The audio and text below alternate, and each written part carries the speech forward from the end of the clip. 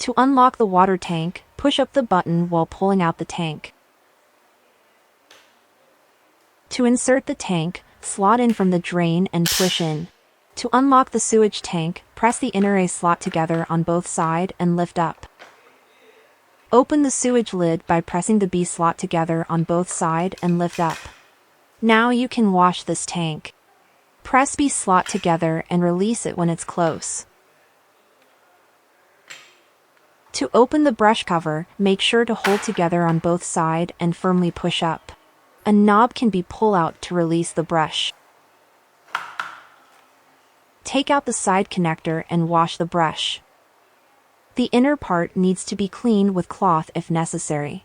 Once dry, slot in the brush first from the left side following the locking knob. Install the brush cover by locating the small hook on both sides. Align it on the mop head. Slot in the cover as follows.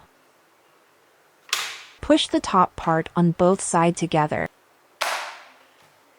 Finally, just firmly slot in the sewage tank in place.